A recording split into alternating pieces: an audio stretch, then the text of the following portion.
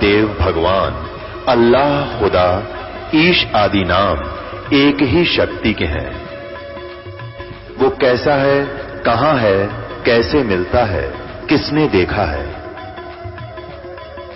ये प्रश्नवाचक चिन्ह पूर्ण रूप से हटाने के लिए अवश्य सुनिए जगत गुरु तत्वदर्शी संत रामपाल जी महाराज के अमृत वचन, सर्व पवित्र धर्मों के पवित्र शास्त्रों के आधार पर। नमस्कार दर्शकों, जब जीवन में कठिनाइयां और समस्याएं हावी होने लगती हैं, तो इंसान भगवान की शरण में जाता है।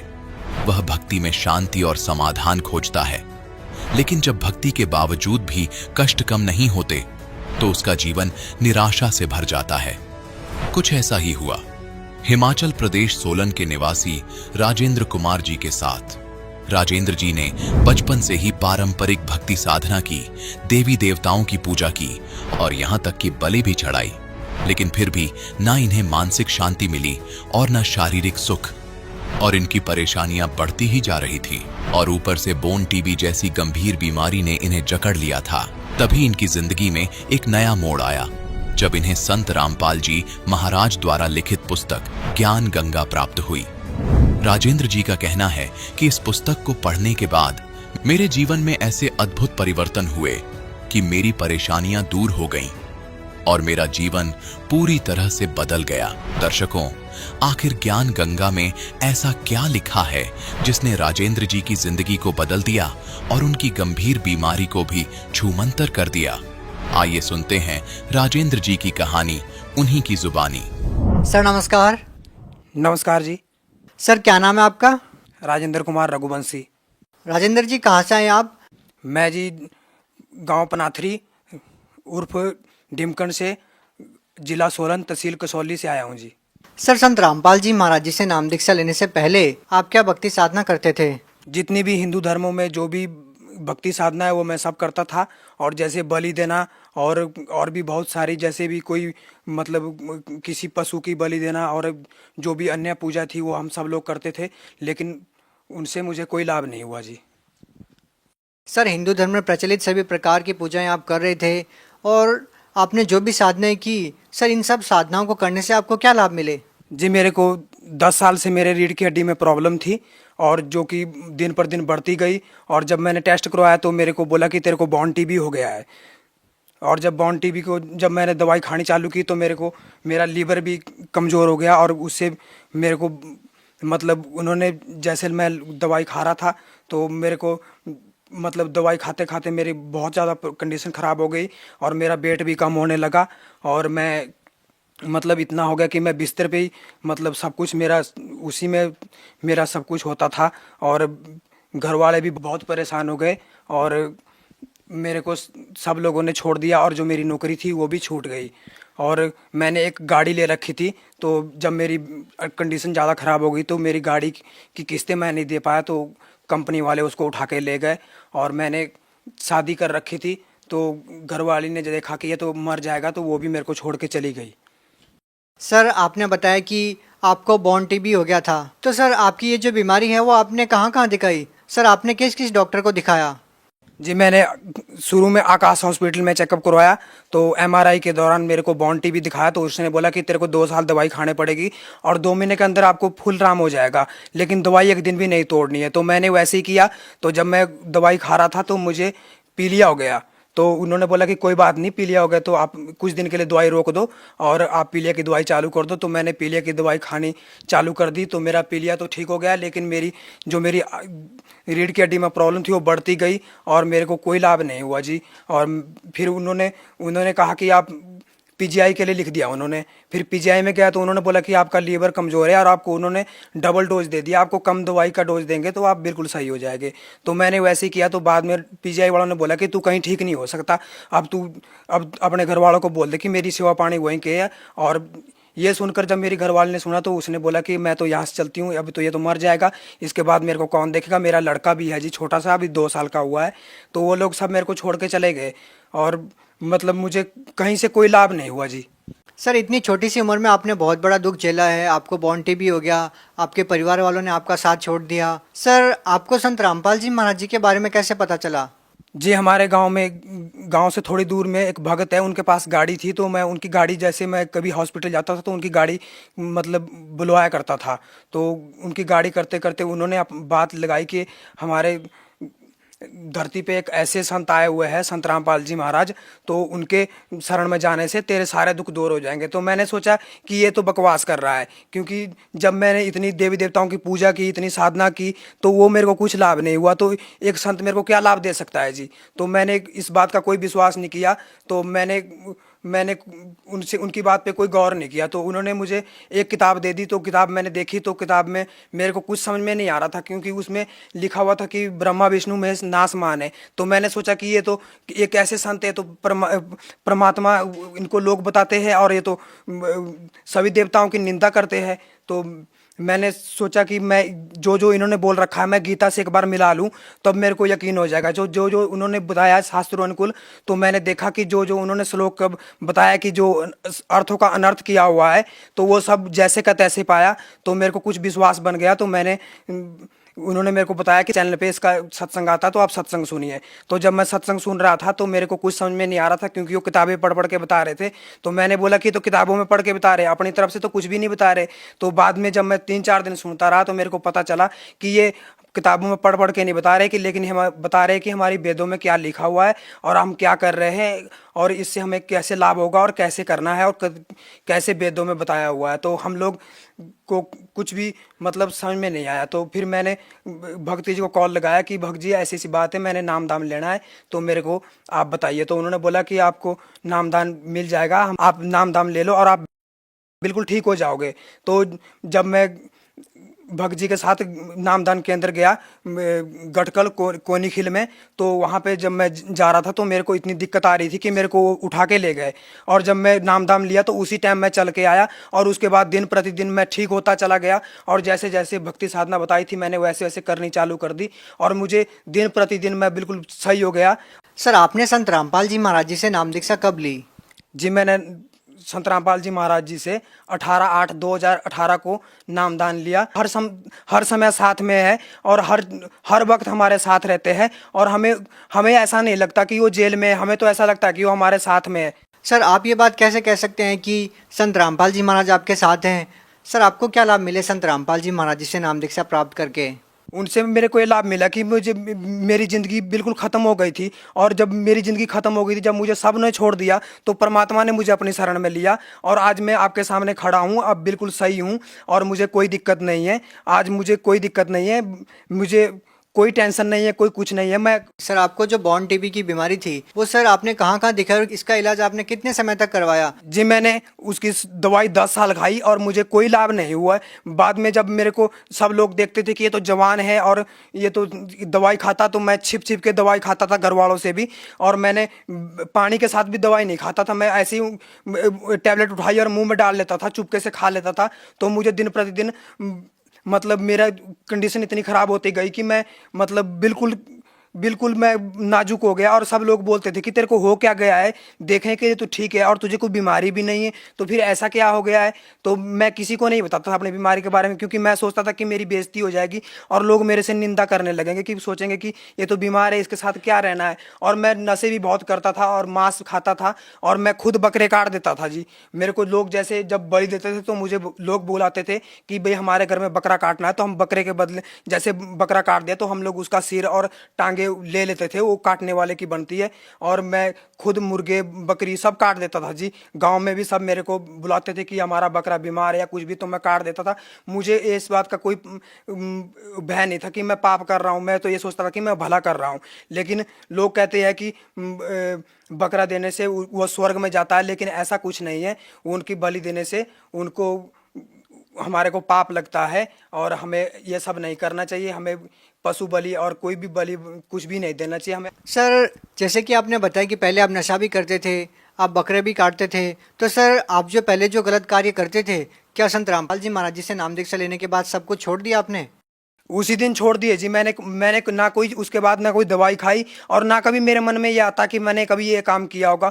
मुझे ये लगता है कि मैंने ये सब नहीं किया है, और आज मुझे मीट देख के और वो भी देख के मुझे बहुत घिन आती है, और मैं ये सब जो भी ये जो लोग काम करते हैं मैं वहाँ तक देखता भी नहीं हूँ, और मुझे इन लोगों से कोई मतलब नहीं है। लेकिन हम लोग का यही कहना है कि जगत लोगों को कि हम लोग जो साधना कर रहे हैं आप भी इसी साधना को करिए। धरती पे संत रामपाल जी महाराज आए हुए हैं, और आप भी उनसे नाम दीक्षा लेके अपना कल्याण करवाए। सर जैसे कि आपने संत रामपाल जी महाराज जी का सत्संग सुना, आपको ज्ञान हुआ कि नशा करना, बकरे आदि काटना ये बहुत गलत है। तो सर जो लोग आज भी ये पाप कृत्य करते हैं उन लोगों को आप क्या कहना चाहेंगे? जी मैं संदेश तो कुछ नहीं दे सकता, क्योंकि मैं इस लायक नहीं हूँ। संदेश तो हमारे संत रामपाल जी महाराज देते हैं।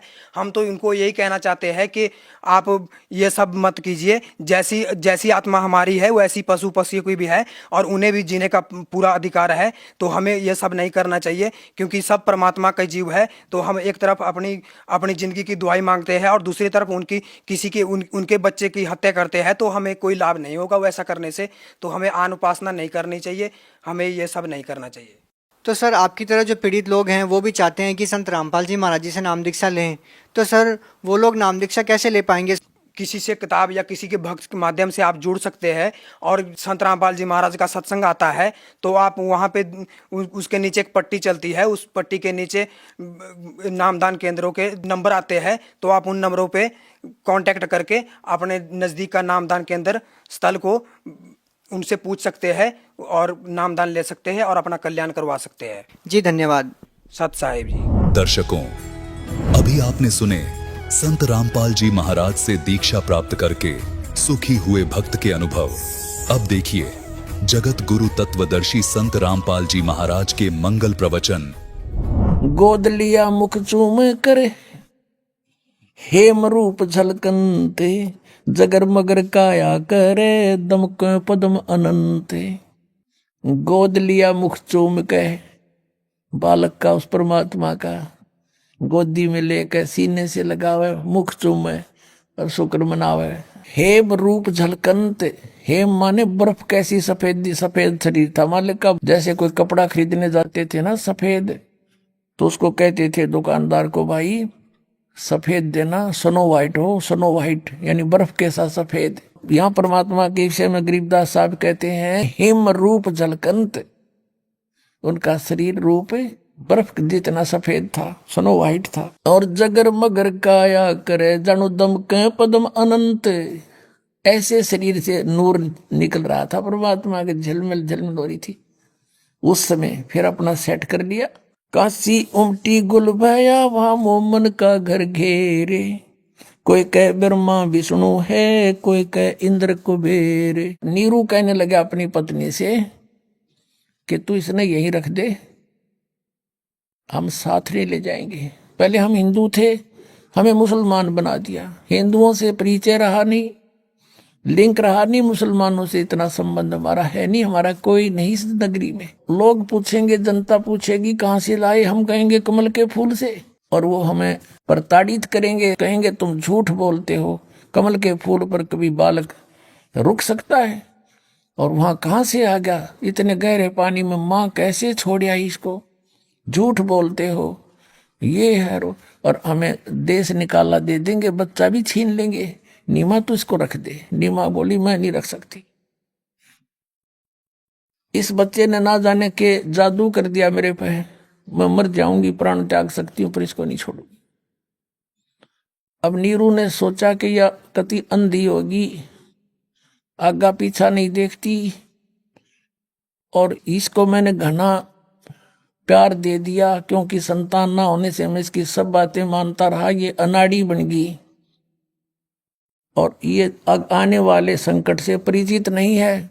इसलिए अपनी पत्नी से कहा कि आज मैं तेरे थप्पड़ मारूंगा। पहली बार हाथ किया अपनी पत्नी की ओर उसने, या रख दे इस बच्चे को यहाँ पर। उसी समय परमात्मा बोले कि नीरू मैं तुम्हारे लिए आया हूं, ले चलो मुझे, कोई कुछ नहीं कहेगा तुम्हें। अब उन्होंने सोचा, बालक बोल पड़ा कि मेरा इसमें फरिश्ता हो, कोई हो, कोई देवता आ गया हो चुप, या कोई भूत प्रेत हो, डर गया। आगे आगे हो लिया चुप करके, घर पर आ गए। घर आकर देखा इतना सुंदर बालक की तो देखा ना सुना। यहां तक लिखा गरीबदास जी ने कि गीत गाती आऊं थी औरतें टोल के टोल झुंड के झुंड लड़के को देखने के लिए। हरन्यो भूल गई, नो तो पता लगा वहां से मिल गया, पर विरोध नहीं करा। मालिक कहते सतगुरु दो चाहे सो कर ही। अब वहां कहते जो भी देखे वो ही अपने अपने हिसाब से परमात्मा ने आके जैसे क्या करना, कोई बच्चा पैदा हो जाता तो न्यू क्या करें, यो इसके मामा पे शकल जा है इसकी, दूसरी न्यू कहेगी ना इसके काका ते मिल रहे हैं, कोई भाई तो बतावेगी, कोई किससे थे। तो इसी प्रकार अपनी अपने आइडिया देने लगे काशी के व्यक्ति। उसके विषय में गरीबदास साहब जी क्या बताते हैं। काशी उमटी गुल भया, गुल माने शोर हो गया सारे नगर में। मोमन का घर घेरे, कोई कहे ब्रह्मा विष्णु है, कोई कहे कुबेरे। परमात्मा उस बालक को कहते, कोई तो कहे ब्रह्मा का रूप है, कोई कहते विष्णु का ज्यों का त्यों जागता रूप है, कोई कहे शिव जी जैसा सुंदर है, और कोई कहे इंद्र का रूप है, कोई कहे कुबेर धन का देवता आ गया यो तो दिख है, कोई कहे वरुण धर्म राय है, कोई कहते है ईसे 16 कला सुभान गति, कोई कहे जगदीश। भक्ति मुक्ति ले उतरे, भक्ति मुक्ति लेकर उतरे, और मेटन तीनों ताप, एक मोमन कर डेरा लिया, कहे कबीरा बाप। परमात्मा के विषय में गरीबदास साहब कहते हैं कि भक्ति और मुक्ति लेकर अवतरित हुए मालिक यहाँ पर उतरे, और मेटन तीनों ताप, हमारे सब दुख दूर करने के लिए आए थे। और एक मुसलमान जुलाहे के घर पर डेरा लिया, उसको बाप कहे भगवान।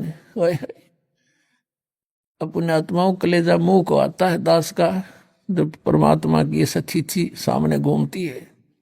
हम कितने दुष्ट हैं, कितने नीच हैं, हम अपने परमात्मा को ना पहचान कर काल के जाल में जानबूझकर फंसे पड़े हैं। वो हमारा पिता है, हमारे लिए भटक रहा है।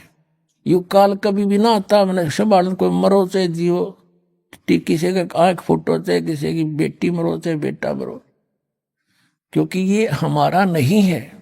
हमारा तो कबीर साहब है, वो हमारे पीछे भटक रहा है।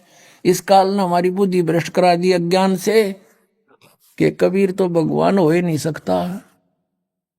अरे इन औरों को जिनको हम भगवान मान रहे, वो किसने बनाया भाई, कहीं तो इतिहास दिखा दो उनका कि तो वो भगवान की संज्ञा में हो। भगवान किसे कहते हैं?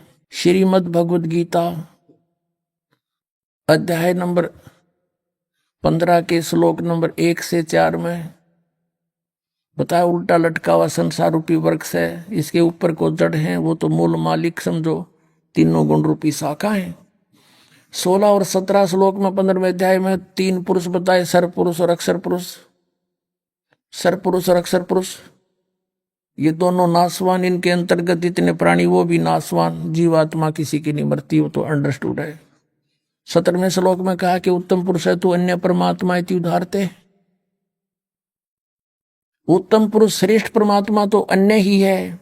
वो कौन है? 8वें अध्याय के 1 श्लोक में अर्जुन ने पूछा परमात्मा आपने 7वें अध्याय के 29वें श्लोक में गीता जी में कहा, वो तत्परम को जानकर सारे अध्यात्म से परिचित व्यक्ति सब कर्मों को समझ कर केवल जरा और मरण से छूटने का प्रयत्न करता है, यहाँ की किसी वस्तु की इच्छा नहीं रहती उसकी।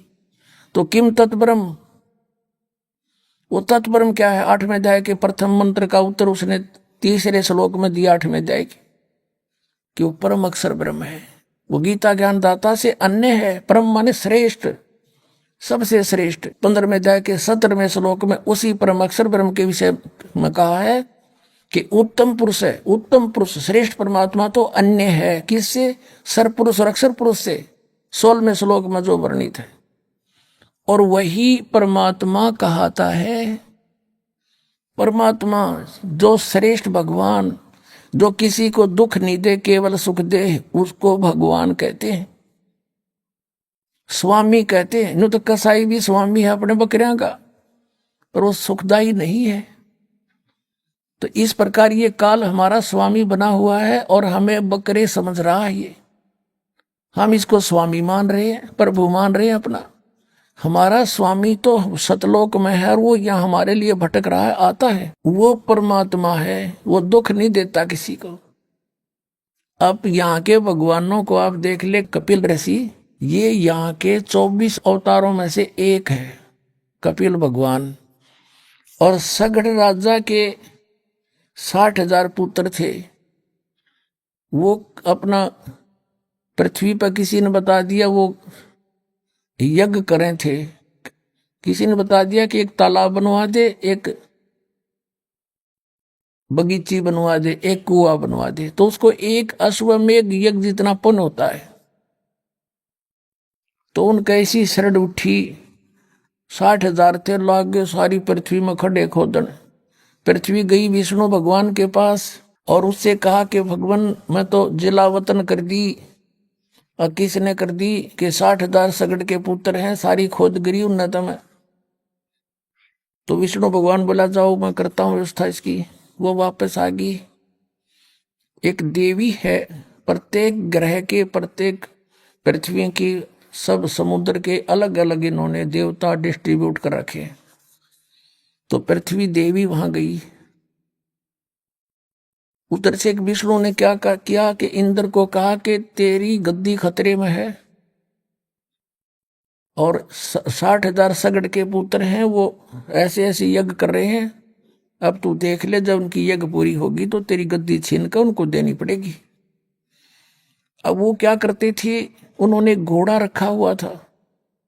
उस घोड़े के गले में पंपलेट टांग रखा था कि हमारे मार्ग में जो बाधा करे युद्ध के लिए तैयार हो जा, हमने को रोक कर नहीं। अब वो श्याम ने सारा दिन खोद पाड़ के थक कर सो गए, वो घोड़ा बंध रहा था। अब इंद्र ने भेजे अपने दूत, वो घोड़े को खोल के और कपिल मुनि की जांग का बांधा। वो तपस्या करे था, काफी वर्षों से बैठा था और उसकी आंखों की पलक भी जमीन पर टिकी हुई थी। अब वो ध्यान मग्न था, उसकी जांग का घोड़ा बांधा है। अब उस घोड़े की तलाश करीब है, किसने पकड़ दिया। सुबह उठे जब वो सारा लापड़दा चल पड़ा, घोड़े की पेड़ देखता देखता ऋषि का बांध रखा जांग का, क्योंकि बिना खाए पिए शरीर सूख के, जैसे इस वट वृक्ष की पीपल की जड़ दिखा कर माटी तो बाहर नारी नारी नू ऐसे वो टांग हो रही थी, उनमें रस्सा बांध आई। अब इन्होंने जाकर क्या किया कि उसके आंखों में भाले ला दिए, नू भाले नोकीले, वो भाले एरो। नो सोच के कि यू चोर हमारे घोड़े ने बांधे बैठा, देख उसके बाले चबो दिए दोनों तरफ से और कहा उठो पाखंडी, खड़ा हो, युद्ध कर हमारे साथ। अब उसका ऋषि का हुआ दर्द कसुताओं ने क्यों, हमने जोर तो हमारे गच दे ही। और वो एकदम क्रोध हुआ, उसने ऐसे वो उठा दी पलक, वो तो एटम बम बना बैठा था, न्यों कर दी। वो सारे 60,000 के 60,000 जल गए, अग्निबाण छूटे उसकी आंखों से, 60,000 मार डाले उस कपिल मुनि ने, उनके भगवान ने। और कपिल भगवान के हैं इसने। श्री कृष्ण जी का इतिहास देख ले, कितने मारे।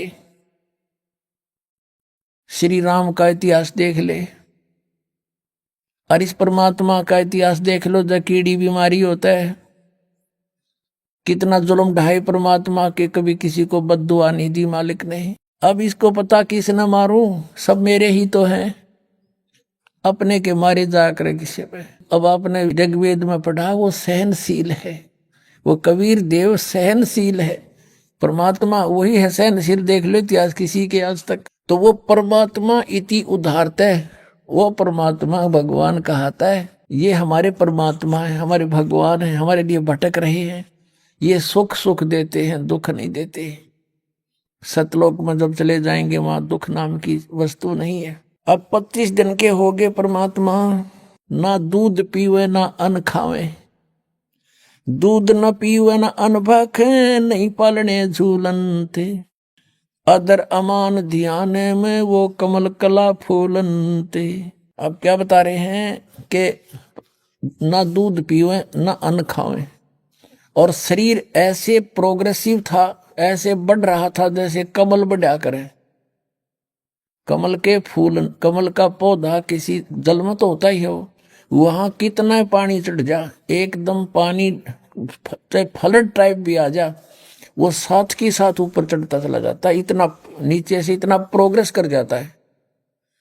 तो यहां लिखा कि वो कमल कला फूलंत, फल फूल तो ऐसे रहा था परमात्मा जैसे कमल रोज बढ़ा करे, लेकिन कुछ खा पी नहीं रहा था। तो उस मुंह बोली माता को चिंता बन गई और उसने भी अन्न पानी त्याग दिया। 25 दिन का जब हुआ, 1-2 दिन पहले उसने भी अन्न पानी त्याग दिया माई ने कि हे भगवान अब ये लड़का मरेगा, हे शंकर भगवान इसे अच्छा ना देते तो सब्र हो जाता रो पीट के, अब साथ में मरूंगी, मैं जी नहीं सकती, इस दुख को सह नहीं कर सकती।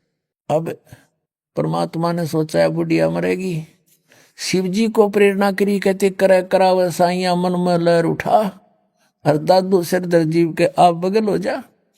शिव जी का प्रेरणा कर दी, रिमोट दाब दिया, उसने देखा कौन रो रहा है तुझे याद करके, ना तो दुनिया ने रोए है। वो प्रेरणा मालिक की साधु रूप बनाकर आए मिनटों में यहाँ पर और पूछा माई क्या बात है, क्यों रो रहे हो। माई ने कहा बाबा जी आप भी रो पड़ोगे, मेरे दुख न मत सुनो। शंकर भगवान ने कहा माई फिर भी कहते अपना दुख बता दे तो हल्का हो जाता है, आप बताओ तो सही। फिर उसने सारी कथा बताई कि हम निसंतान थे, एक दिन भगवान शंकर को याद किया था सच्चे दिल से, मेरे मालिक ने कमल के फूल पर एक बालक दिया था, अब 25 दिन हो गए ना कुछ खाता ना पीता।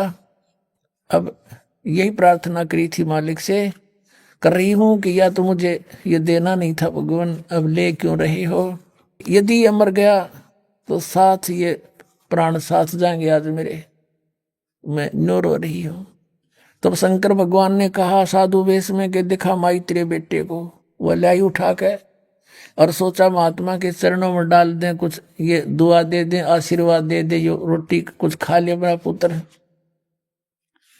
कबीर परमात्मा को नीचे डालना चाहा, चरणों में साधु रूप खड़े शिव जी के, वहां से माई के हाथ से उठा और शिव जी के सिर के बराबर पैरेलल हवा में सटेबल हो गया परमात्मा, छोटा सा बालक। और जब शिव जी ने ऐसे हाथ किया तो उसके हाथ में आ गया गोदी में, और कहते नजर नजर से मिल गई जब किया ईश प्रणाम।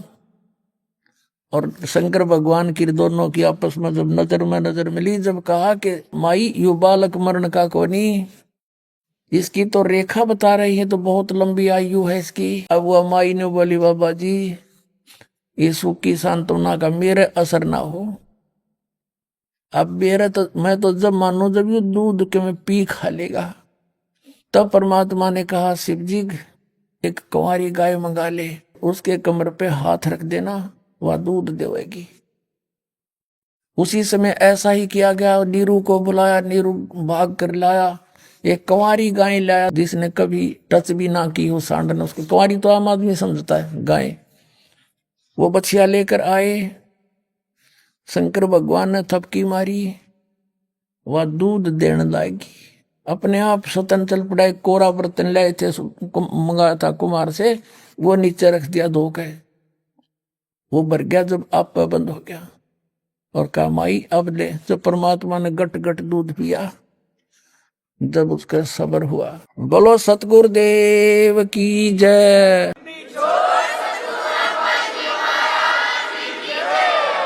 गरीबदास जी ने क्या बताया है, शिव उतरे शिवपुरी से,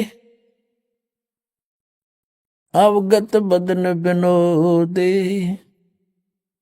महके कमल खुशी भये, लिया ईस को गोदे। उस परमात्मा को अपनी गोदी में ले लिया कबीर भगवान को।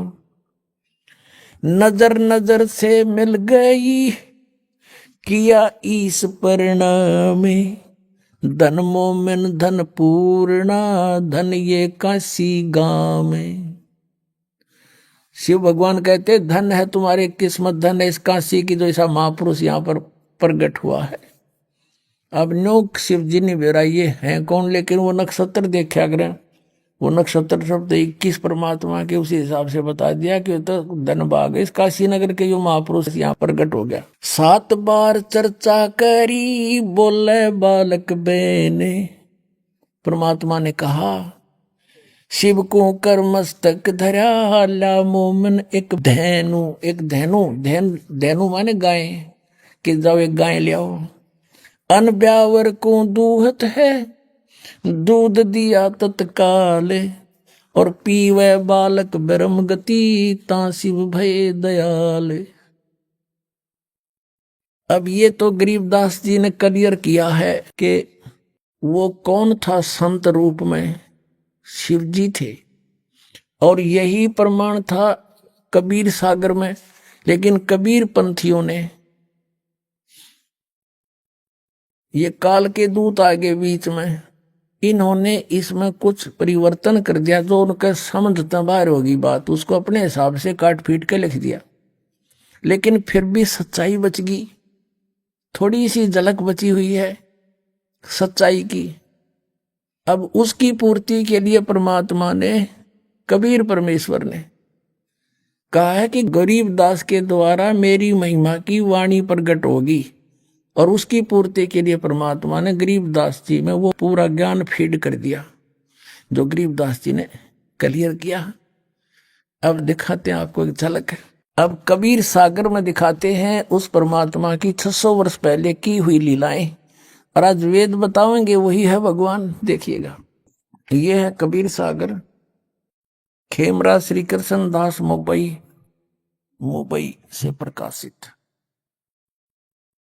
कबीर सागर ये कौन है, इसका शोधकर्ता कबीर पंथी भारत पथिक स्वामी युगलानंद विहारी द्वारा प्रस्कृत, मुद्रक एवं प्रकाशक हैं खेमरा श्री कृष्ण दास, अध्यक्ष श्री वेंकटेश्वर प्रेस, खेमरा श्री कृष्ण दास स्मारक मुंबई।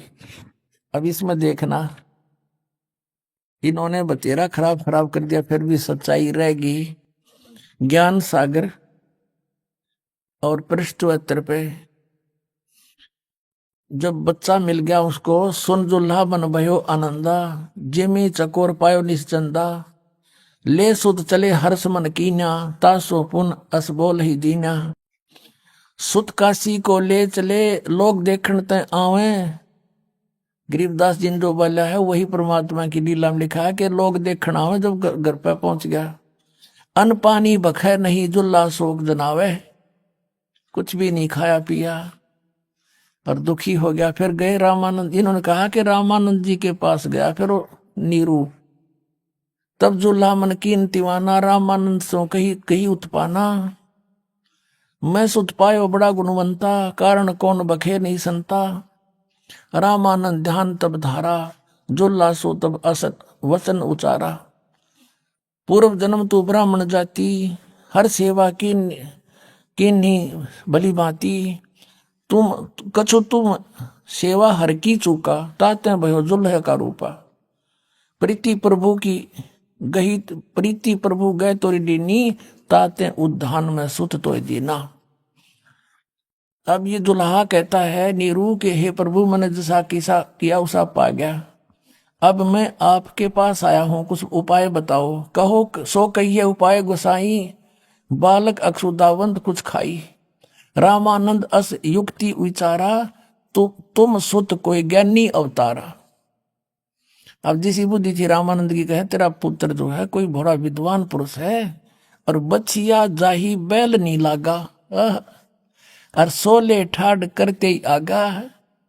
एक बछिया ले आओ जिसको बैल ने कभी टच ना करया हो, अर्थात कंवारी बछिया जाही बैल नहीं लागा, सोले ठाड करते ही आगा, दूध चलते ही थनते दूध दरो छिपाई, अक्षुदावंत जब होवे ताको देखवाई। और देखो ये तो इन अपना बताया कि रामानंद ने बताई नहीं, ये मिलावट है। अब यहां है कि जुल्ला एक बछिया ले आवा, और चलो दूध कोई मरम न पावा। वो दूध कौन सा दो चला गया, चलो दूध जुल्हा हरसाना, राख छिपाई काहू नहीं जाना, और किसी का आगे नहीं बताया कि कोई ऐसे बता के गया है। अब ये दूत कौन था, अब यहाँ इन्होंने रामानंद से जोड़ दी, और लेकिन कहते हैं इतनी काल दगा की इतना दगा काल की छाई पर भी तत्बिंदु की टेक रह जाई। ये स्पष्ट है कि दूल्हा एक बछिया ले आवा, चलो दूध कोई मरम नहीं पावा, चलो दूध जुल्हा हरसाना। वो दूध तो चला गया और बड़ा खुश हुआ जो बच्चे ने दूध पी लिया। अपनात्माओं, ये तो कबीर सागर में आपने देखा, ये तो भगवान की लीला, जिस उस परमात्मा ने ऐसी वो करता ही है, वो कर रखी है। अरे इसकी गवाही दे रहे हैं वेद, और वेद जिसका गुण गावे ही इज गॉड, तो कबीर इज गॉड। अब देखिएगा ऋग्वेद मंडल नंबर 9, ये उन्हीं निराकार बताने वालों के कर कमलों से अनुवादित है। भगवान को निराकार बताने वालों के कर कमलों से अनुवादित है। प्रकाशक है सार्वदेशिक आर्य प्रतिनिधि सभा, महर्षि दानंद भवन, रामलीला मैदान, नई दिल्ली। मुद्रक है Prince of set printers, 1510 Pataudi house, Daryaganj, नई दिल्ली। इसके मंडल नंबर 9 सूक्त नंबर 1 का मंत्र नंबर 8 और 9 में स्पष्ट करते हैं, आपके रूबरू कराते हैं। ऋग्वेद मंडल नंबर 9 सूक्त 1 और मंत्र 1। अब यहां से शुरू करते हैं। इस मंत्र में देखो, आप देखोगे परमात्मा के विषय में जानकारी है। ये सोम स्वभाव परमात्मा, इनकी थोड़ी चतुरता को भी ठीक हमने समझना है। अब दूसरे में ऋग्वेद मंडल नंबर 1 सूक्त 1 मंत्र 2, एक आपने पढ़ दिया, हे परमात्मा, यानी परमात्मा की जानकारी है। अब तीसरे मंत्र में हे परमात्मा, चौथे मंत्र में हे परमात्मा, पांचवें मंत्र में हे परमात्मा, और छठे मंत्र में ऋग्वेद मंडल नंबर 9 सूक्त 1 मंत्र 6 का हे परमात्मा। अभी न लागी लो बात के यहाँ परमात्मा साकार सिद्ध होगा। कोशिश करी छुपाने की, 7वें में यहाँ पुरुष लिखना शुरू कर दिया उस पुरुष को। 8वें में जो स्पष्ट है उसका शरीर है पुरुष का, उस पुरुष को ऋग्वेद मंडल नंबर 9 सूक्त 1 मंत्र 8 में उस पुरुष को उग्र गतियां प्रेरणा करती हैं। अब यहाँ और उग्र गतियां माने जैसे ही हाहाकार माच रहा और परमात्मा ने दास भेज दिया या स्वयं भी आ जाते हैं वो परमात्मा, उस पुरुष को उग्र गतियां प्रेरणा करती हैं। यानी ऐसी परिस्थिति भयंकर बन जाती है जब वो आता है और भासमान शरीर को वह पुरुष प्राप्त होता है।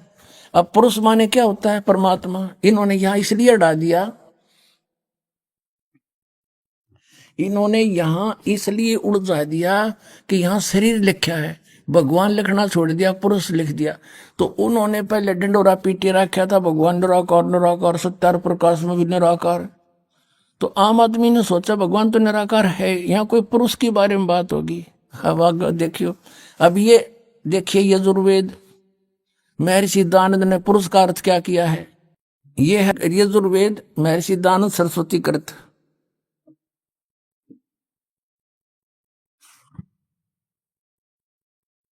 प्रकाशक है सर्वदेशिक आर्य प्रतिनिधि सभा, 2/5 महर्षि दानंद भवन, रामलीला मैदान, नई दिल्ली से दानंद सरस्वती कृत। और मुद्रक है Prince of set printers, 1510 Pataudi house, Daryaganj, नई दिल्ली से। अब इसके 40वें अध्याय का अंतिम मंत्र है, अंतिम अध्याय है 40वां, इसमें निर्णय दे रखा है।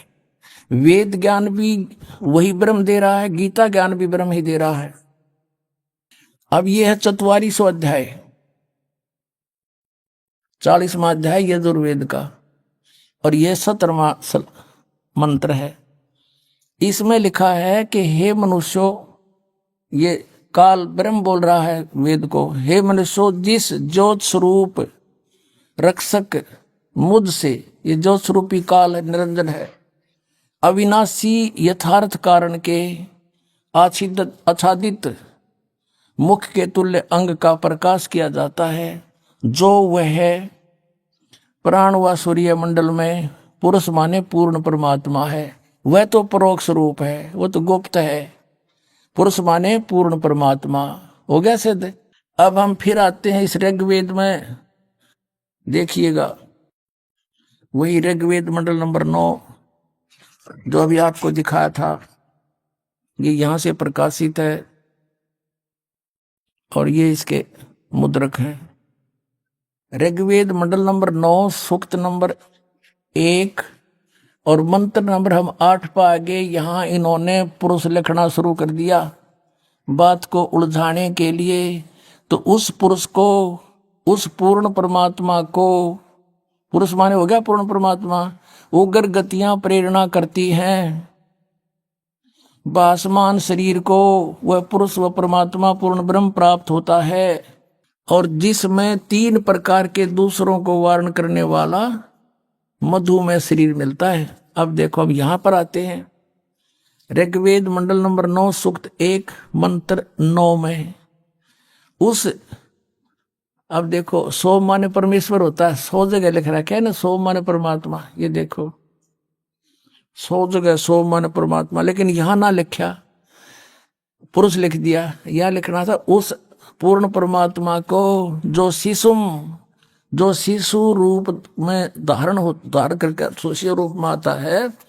सब अभी अधन्या धेनव, धेनु माने गौवे, अभी अधन्या माने पूर्ण रूप से कंवारी बिना दनाई। अधन्या कहते हैं बिना दनाई को, अधन्या जो कभी टच ना की हो सांड। अभी अधन्या पूर्ण रूप से बिना दनाई यानी कंवारी। अभी अधन्या माने कंवारी गौवे से तृप्त करती है उस शिशु रूप में प्राप्त परमात्मा को के परवरिश की लीला। ये समझ लो अभी अधन्या पूर्ण रूप से यानी कंवारी गौवे उसको तृप्त करती है। उसकी परवरिश की लीला कंवारी गायों द्वारा होती है। अपने आत्मा वो कितना दयालु है आपके ऊपर। उस परमेश्वर ने ये समय निर्धारित कर रखा है आप सबको पार करने का, और कंप्रोमाइज कर रखा है इस काल ने कि कलयुग में आप कितने जीव ले जाना। तो पुण्यात्माओं जैसे परमात्मा आते हैं, अच्छी आत्माओं को मिलते हैं, उसको ज्ञान से परिपूर्ण करते हैं। उनमें से एक आदरणीय धर्मदास साहिब जी हैं जिनको परमात्मा मिले। आदरणीय गरीबदास साहिब जी हैं जिनको परमात्मा मिले। आदरणीय नानक साहिब जी हैं। आदरणीय मुलुकदास साहिब जी हैं। आदरणीय दादू साहिब जी हैं। आदरणीय घीसा दास साहिब जी, इनको परमात्मा मिले और इनको रहस्य बताया। उनमें से धर्मदास साहिब जी से जो मिले उन्होंने लिपिबद्ध किया जो वार्ता भगवान से हुई। तब धर्मदास जी परिचित हुए उस लोक से और देखा यह हाल हमारा। तब कहा हे भगवान आप तो दयालु हो, दया कर दो अपने बच्चों पर, इनको ले चलो वही। तो परमात्मा ने कहा आप देख रहे हो ये काल के दूत कैसे झूठ बोल रहे हैं। ये कहते हैं ब्रह्मा विष्णु महेश अविनाशी हैं और ये सारे आपको दिखा दिया मैंने, ये नासवान है। तो उसने कहा धर्मदास ने भगवान फिर क्यों कर बात बनेगी। परमात्मा ने कहा धर्मदास डट जा। तो क्या कहा परमात्मा ने कि मेरे पीछे काल 12 पंथ चलाओगा, इसकी मेरी बात हुई थी। इसने कहा था कि बेशक चले जाना तुम कलयुग में जीव निकालने के लिए, उससे पहले तेरे नाम पे 12 नकली पंथ चला दूंगा और अनेक पंथ चलाऊं यावत जीवों को भरमाऊं। तो परमात्मा ने कहा था यू 12 पंथ चलाओगा। 12वां पंथ गरीबदास पंथ होगा छुड़ाने वाले का, और उसमें मेरी महिमा की वाणी फिर से प्रकट करवाऊंगा। तब तक ये काल के दूत प्रवेश करके तेरे लिखे हुए इस लेख में कुछ परिवर्तन कर देंगे। तो दोबारा गरीबदास के द्वारा मैं अपनी वाणी लिखवाऊंगा और फिर उसी पंथ में गरीबदास के पंथ में चल के कलयुग में फिर मैं आऊंगा बिचली पीढ़ी पार करने के लिए। धर्मदास ने कहा परमात्मा आप कब आओगे। कहते हैं ये जो आज मैं कह रहा हूं ना तेरे को ये वचन, ये उस समय सिद्ध होंगे जब कलयुग बीते 5500 पाचा, तब ये मेरा वचन होगा साचा। कलयुग जब 5505 वर्ष बीत जाएंगे तब ये मेरी बात सच्ची होगी जो मैं आज कह रहा हूं कि फिर ऐसा समय आएगा पूरा विश्व मेरी शरण में आएगा, सब भक्ति करेंगे, बुराई त्याग देंगे, सतयुग जैसा माहौल पूरी पृथ्वी पर लाऊंगा, अपने बच्चों को सुख दूंगा, सत भक्ति दूंगा। और ये अलग अलग बन गए, कोई मुसलमान, कोई हिंदू, सिख, ईसाई, ये सब एक होंगे। ये जितने पंथ मिल गए सारे के सारे बन गए, ये पंथ एक बनेंगे। अब आपको कुछ झलक दिखाते हैं कबीर सागर में। पुणात्माओं ये अमृत ज्ञान है और आपके ऊपर मेहरबान है भगवान, सत्कर मान लेना। ऐसा मौसम, गर्मी में भी दुखी हो जाए इंसान, ना गर्मी है ना सर्दी है, रजाई दे रखी अपने बच्चों ताई हैं, खुआ के स्वदेशी घी का माल बिठा दिया अमृत छकाने के लिए। अब सुनो ध्यान तो उस मालिक की बाणी आपको रूबरू कराते हैं।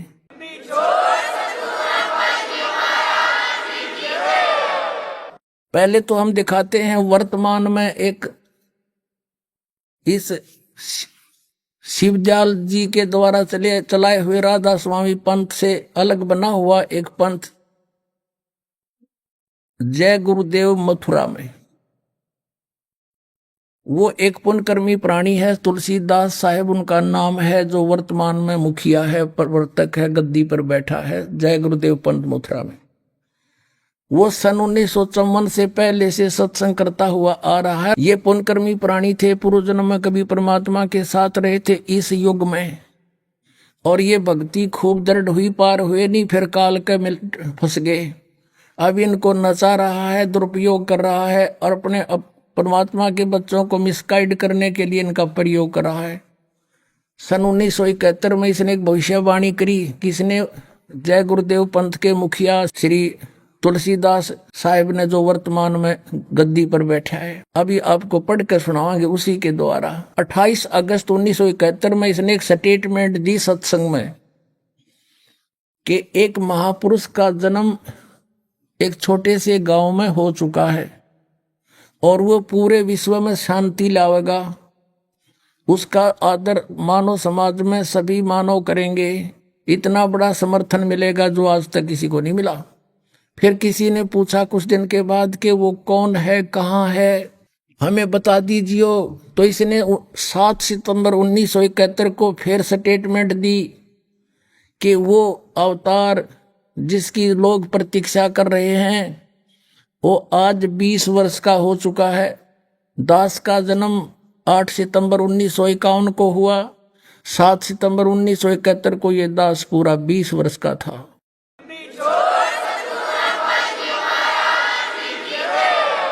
पढ़ते हैं उनकी ही पुस्तक में लिखी हुई उनके वचन। देखिएगा, पुस्तक है जय गुरुदेव की अमरवाणी भाग 2।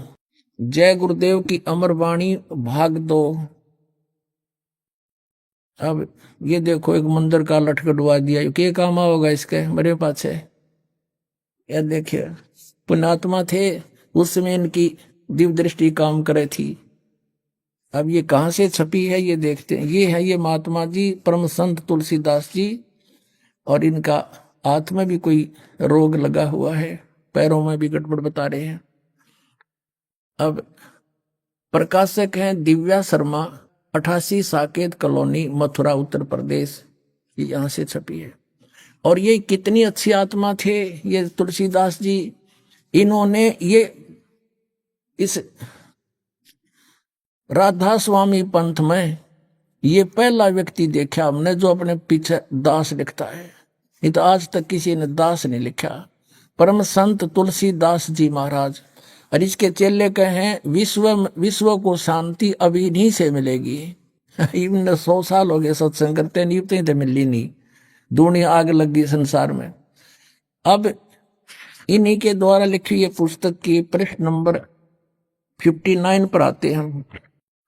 ये देखिएगा 59 पर यानी 59 पर ये शाकाहारी पत्रिका है, और ये 28 अगस्त 1971 को इसने ये स्टेटमेंट दी है। इसमें महापुरुष का जन्म भारतवर्ष के एक छोटे से गांव में हो चुका है।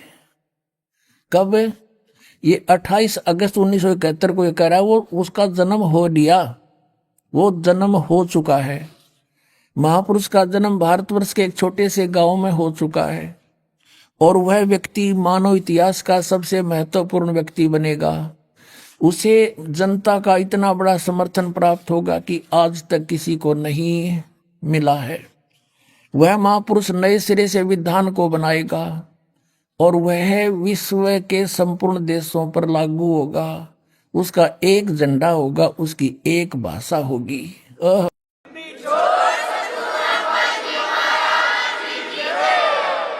अपनात्मा 28 अगस्त 1971 में इसने ये वर्तमान की सत्य वाणी बोल दी। एक तो भविष्यवाणी होती है आगे आने में ऐसे होगा, आगे आने वाले समय में, इसने तो तुरंत बता दिया कि हो चुका है।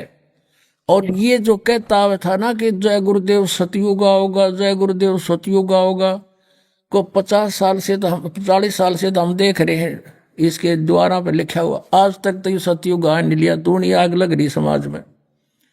अब इसको आभास हो गया था क्योंकि ये पुनकर्मी प्राणी था।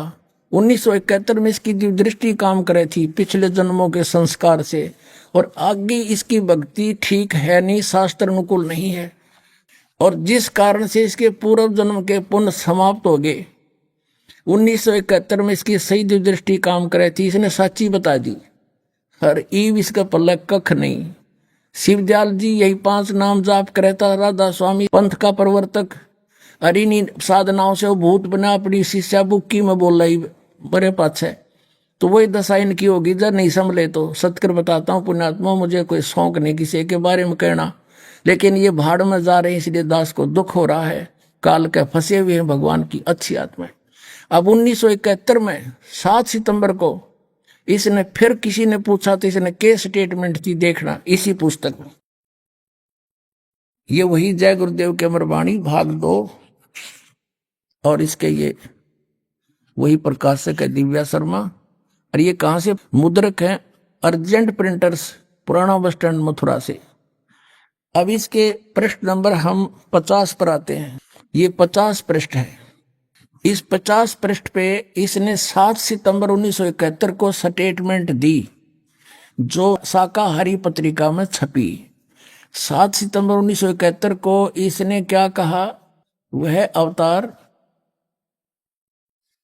अवतार जिसकी लोग प्रतीक्षा कर रहे हैं, क्योंकि 28 अगस्त को 1971 को इसने डिक्लेयर कर दिया।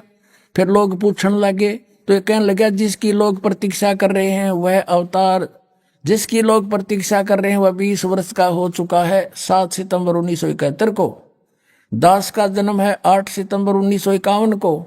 7 सितंबर 1971 को दास पूरा 20 वर्ष का था।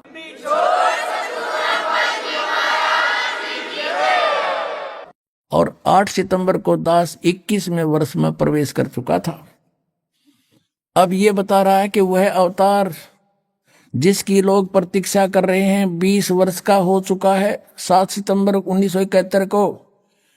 और यदि उसका पता बता दूं तो लोग पीछे पड़ जाएंगे। अभी ऊपर से आदेश बताने के लिए नहीं हो रहा है, मैं समय का इंतजार कर रहा हूं, और सभी महात्माओं ने समय का इंतजार किया है, और समय आते ही सबको सब कुछ मालूम हो जाएगा।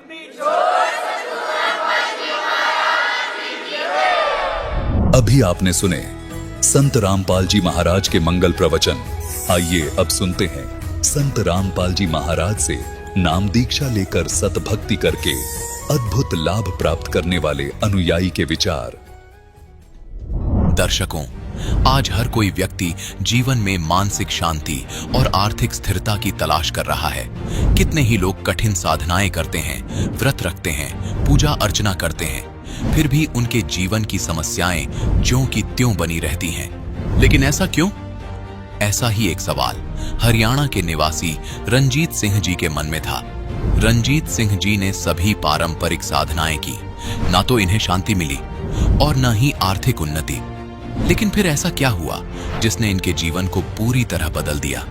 दर्शकों, रंजीत जी का कहना है कि जब से मैंने संत रामपाल जी महाराज की शरण ग्रहण की है, तब से मुझे अद्वितीय लाभ मिले हैं। दर्शकों, आइए जानते हैं कि आखिर रंजीत जी ऐसा क्यों कह रहे हैं। सुनते हैं रंजीत जी की कहानी उन्हीं की जुबानी। सर नमस्कार। नमस्कार सर। सर क्या नाम है आपका? रंजीत दास, भुन्ना से, जिला फतेहाबाद, हरियाणा, इंडिया जी। सर संत रामपाल जी महाराज की शरण में कैसे आए आप? सर संत रामपाल जी महाराज की शरण में ऐसे आए जी, पहले जो आम लोग भक्ति करते हैं वही भक्ति मैं भी करता था। नौरते रखते थे, शिव जी के व्रत करते थे, और जो आम करते हैं लोग वही मैं करता था जी। एक दिन क्या हुआ, पहले फिर मेरे पिताजी गुजर गए जी। पिताजी दुकान को किसी टाइम भी नहीं छोड़ते थे, वो कहीं जाते थे तो कहते थे दुकान पे बैठ भाई, फिर कहीं जाएंगे।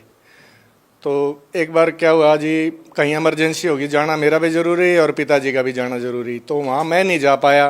पिताजी बोले भाई तू बैठ, मैं जाऊँगा। फिर तो क्या हुआ, फिर उसके बाद कुछ दिनों बाद पिताजी की डेथ हो गई।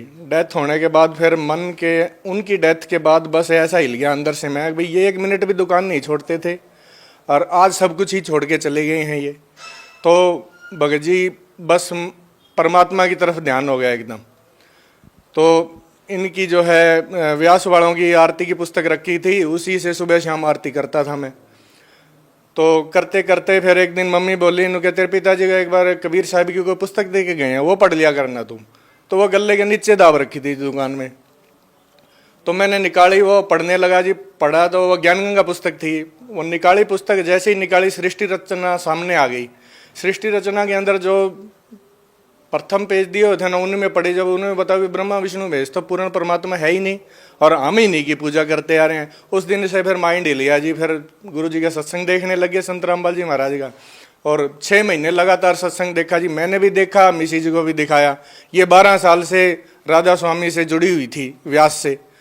तो इन्होंने भी देखा भी, गुरु जो इनका गुरु था व्यास वाला, भाई उसका खुद का ही गुरु नहीं है, शिवदयाल जी का है, और आगे उसने प्रणाली चलाई हो यार, ये उससे जुड़े हुए हैं यार, लाभ इनको कोई हो नहीं रहा था। तो इन्होंने भी फिर सत्संग देखा, इनको भी फिर दिमाग में बैठ गई बात है भाई पूर्ण संत तो ये हैं जो सब कुछ बता रहे हैं भाई सृष्टि रचना कैसे है।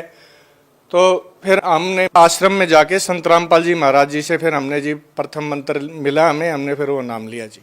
सर आपको क्या लाभ मिले संत रामपाल जी महाराज से नाम दीक्षा लेने के बाद? जी मेरी आर्थिक हालात, जब मैं शरण में आया संत रामपाल जी महाराज की, मेरी आर्थिक हालत कमज़ोर थी, वो बहुत सुधर गई जी संत रामपाल जी महाराज जी की शरण में आने से।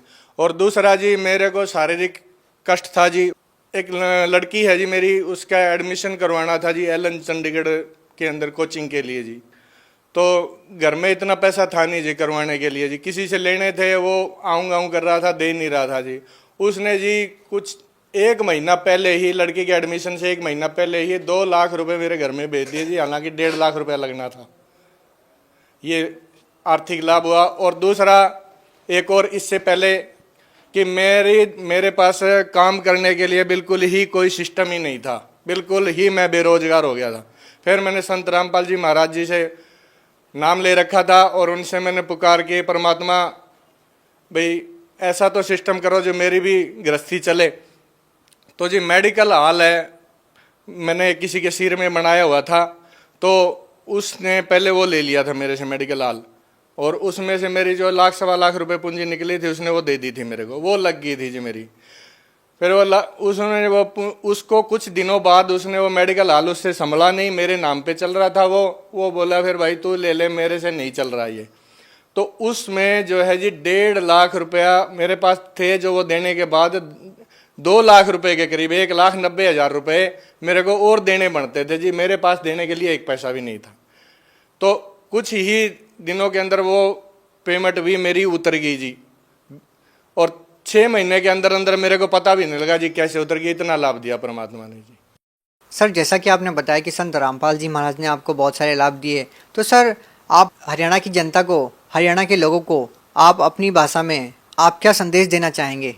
मैं संदेश तो क्या दे सकता हूँ जी, मैं दास तो एक प्रार्थना कर सकता है भी संत रामपाल जी महाराज आज जो ज्ञान दे रहे हैं वो शास्त्रों से प्रमाणित है और सच्चा ज्ञान है, उसको सभी को ग्रहण करना चाहिए और जल्दी से जल्दी संत रामपाल जी महाराज की शरण में आके अपने जीवन को सुखमय बनाएं।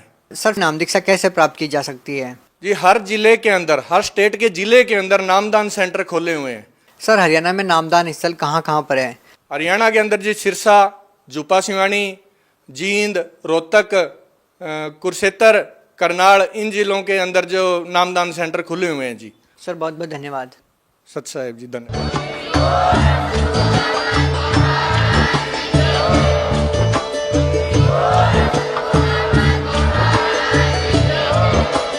आप सुन रहे थे जगत गुरु तत्वदर्शी संत रामपाल जी महाराज जी के मंगल प्रवचन। अधिक जानकारी के लिए विजिट कीजिए हमारी वेबसाइट www.jagatgururampalji.org। संत रामपाल जी महाराज जी के शुभ आशीर्वाद से पूरे विश्व भर में 500 से भी ज्यादा नाम दीक्षा केंद्र हैं, जिन पर संत रामपाल जी महाराज जी द्वारा ऑनलाइन निशुल्क नाम दीक्षा दी जा रही है। अपने नजदीकी नाम दीक्षा केंद्र का पता करने के लिए संपर्क करें 8222 880541।